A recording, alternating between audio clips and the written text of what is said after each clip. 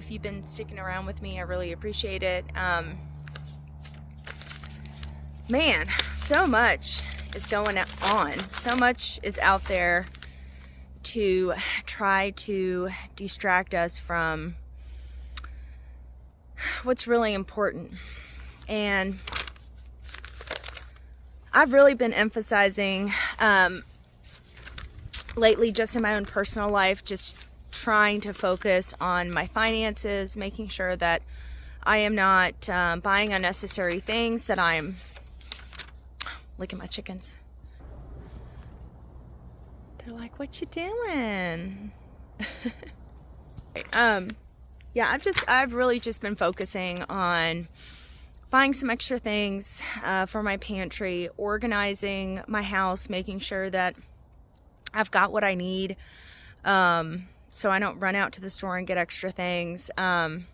Just been trying to take care of my animals, learning skills, like baking bread, just making some things at home that I don't have to rely for the grocery store for. We are in winter right now. I do have some things growing in my garden, but you know, I'm not anywhere near being self-sustaining or anything like that. You know, but I've really just been hunkering down at home and really just trying to focus on my family. And there are a lot of distractions out there, and this is the year for some major red flags. There's going to be a lot of things coming our way. And, you know, I hear a lot of channels talking about what adults can do for themselves or for their families to kind of prepare for these things. But I don't hear a lot of people talking about children.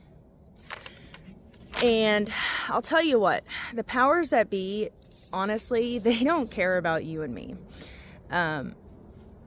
We're getting too old, you know, like, they're really going after our kids. And you can see this with several of the agendas out there that are really focused primarily on children and confusing them, and the entertainment system and how it influences our children. And they're not even trying to hide it anymore.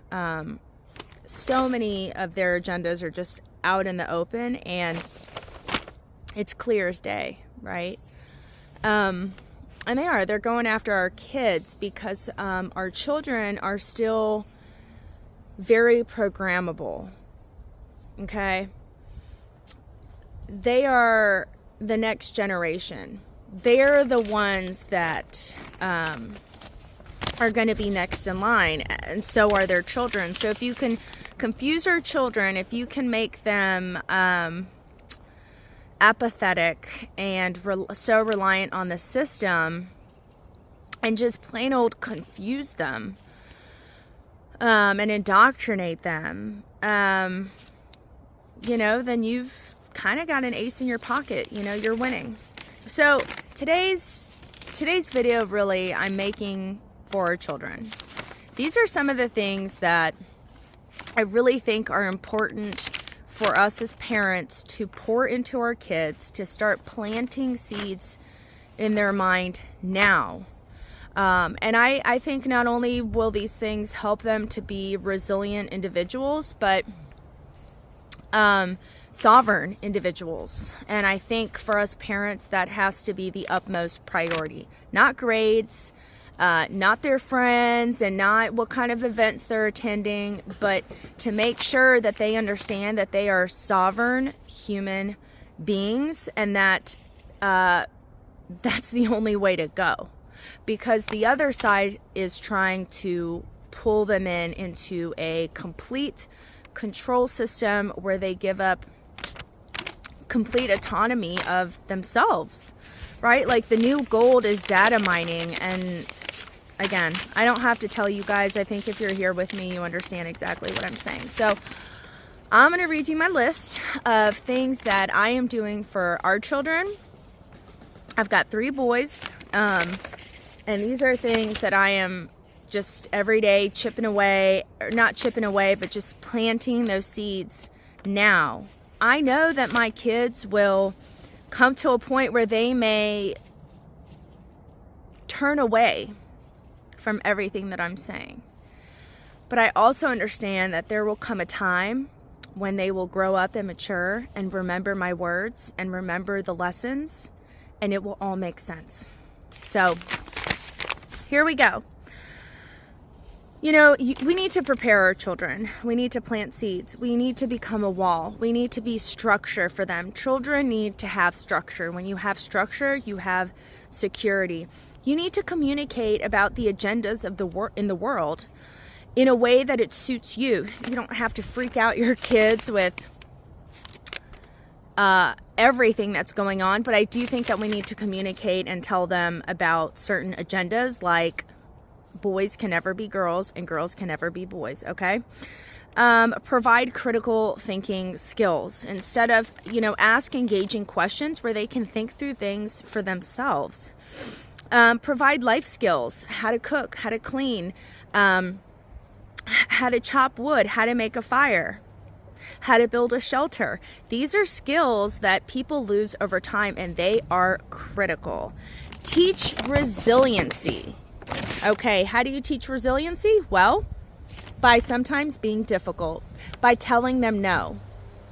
That's how you can build resiliency. Have them work and strive for the things that they want. Don't just give your kids the things that they ask for. Have them set goals. Have them think about ways of how they could pitch in and what they can do to achieve those goals. Teach them to appreciate hard work. Teach them respect. Respect will get them a long, long way. If they respect others, others will respect them. Teach them appreciation for the elderly. This one I really cannot strive. I feel like in this country especially, we do not appreciate the elderly. They have an immense amount of experience and wisdom, and we need to teach children, just like peoples in ancient times in the past, where they held the elderly in very high positions in their tribes. And there's a reason for that, guys. So, teach them to appreciate the elderly. Teach them to be comfortable with being different, to not be everyone else, to pave their own path. Keep technology at a healthy balance. I don't think it's a good idea to give babies, toddlers, preschool children, elementary school children, middle school children phones and iPads. I don't think it's a good idea. Can they use technology? Can they use a phone, use an iPad? Sure, but I don't think that you need to get them their own. I don't think they should be subscribed to a YouTube channel. I don't think they should be using it on their own, even if you put protective software programs on there. Kids are smart. They know how to install backdoors, and this can lead to a lot of mental illnesses in children. It's a drug. Keep it away from them. And especially they should not have smartphones. Now, if they have a phone that's like a jitterbug with just plain old big numbers on it, fine. But I definitely think that children do not need smartphones. The enemy will use that technology to get to your children. The algorithm is strong, and once it knows that a child is using a phone, you better watch out. They're coming for your babies. Teach them to be observant. So many people are blind to what's going on right now because they don't know how to be observant. Teach them how to be observant. Plant seeds with stories and parables. Okay? Talk to them about your failures. It's okay. Tell your kids about your failures. They will see the success. Tell them about your struggles. Tell them about your failures. Talk to them about your shortcomings, things that you're not good at, things that you struggle with, so they won't feel so alone in their struggles. Many times as a mom and a homeschooling mom, I used to feel so alone in my everyday struggles. And then I would get together with other homeschool moms and moms in general and share stories, and they would reciprocate the same stories. It made me not feel alone. I realized that, you know what, I am not the only one that is going through this stuff. They go through the same things. Teach them that being alone is okay.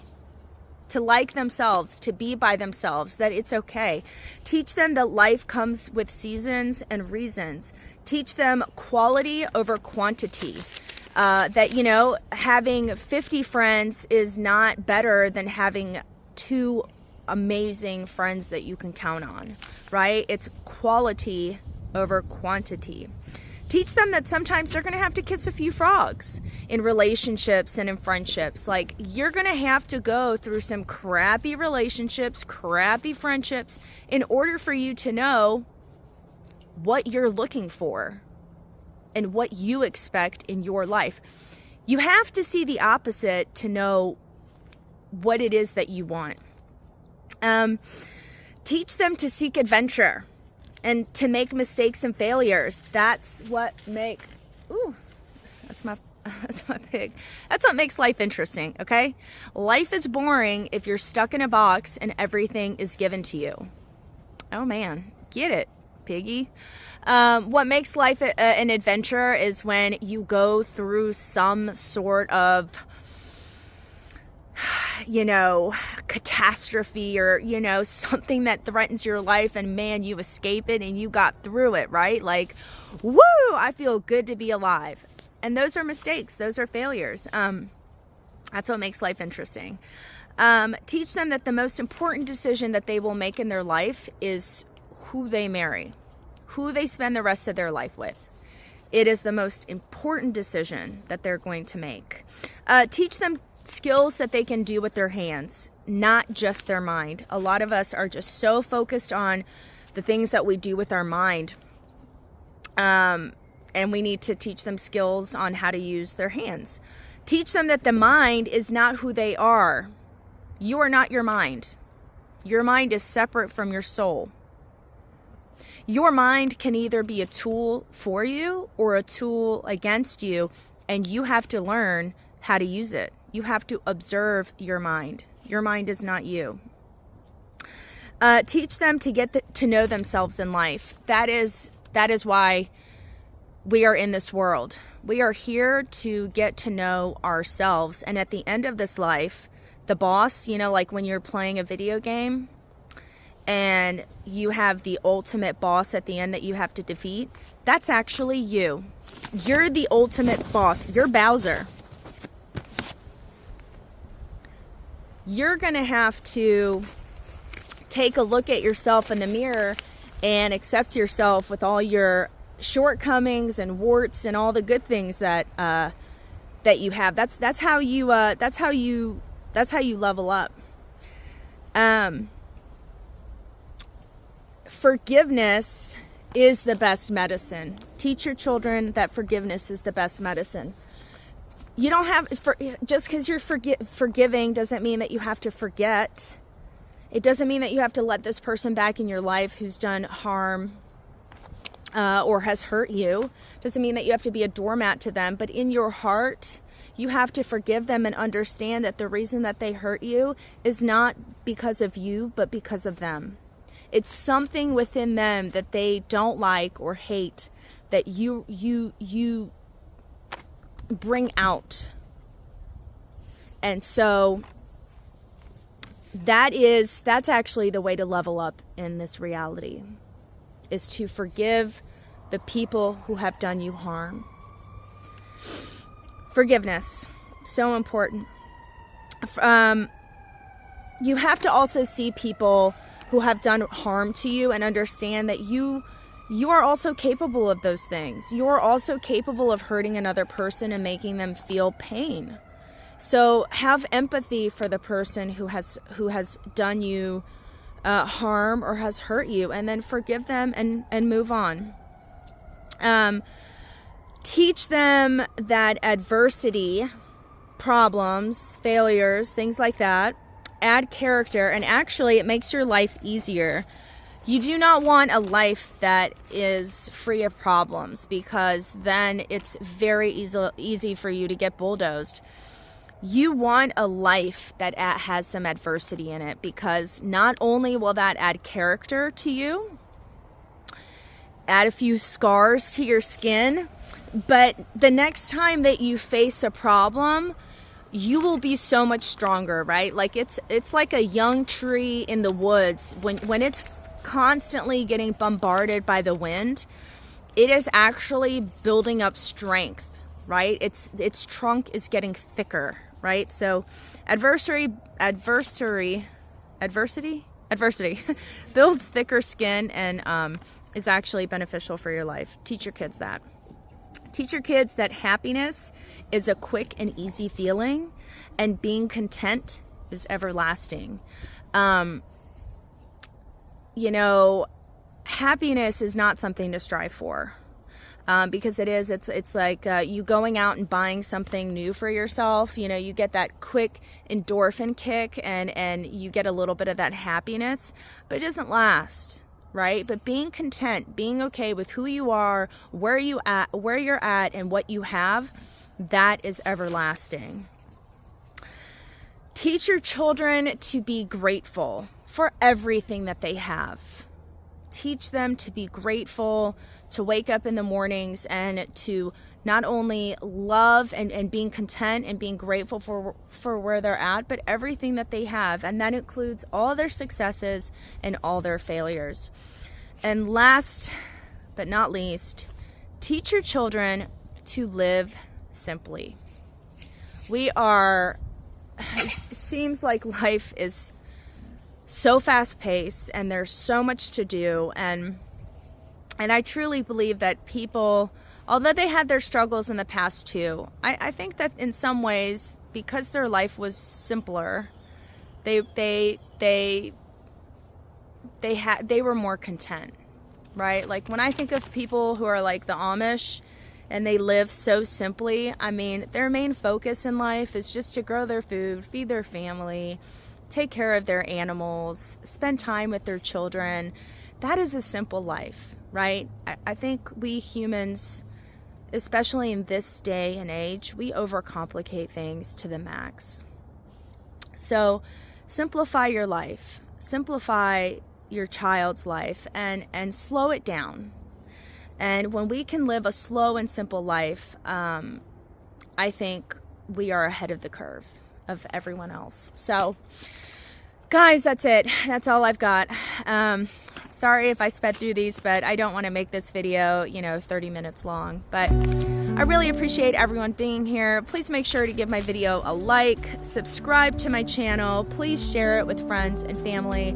Help our channel grow. And as always, please focus on your family and your finances and all the distractions that are out there on the world stage. Stay in your lane, keep chipping away at what you're doing, and support your local community, and just give glory and gratitude to the universe that is all around you. Thank you guys. Have a great day. Bye-bye.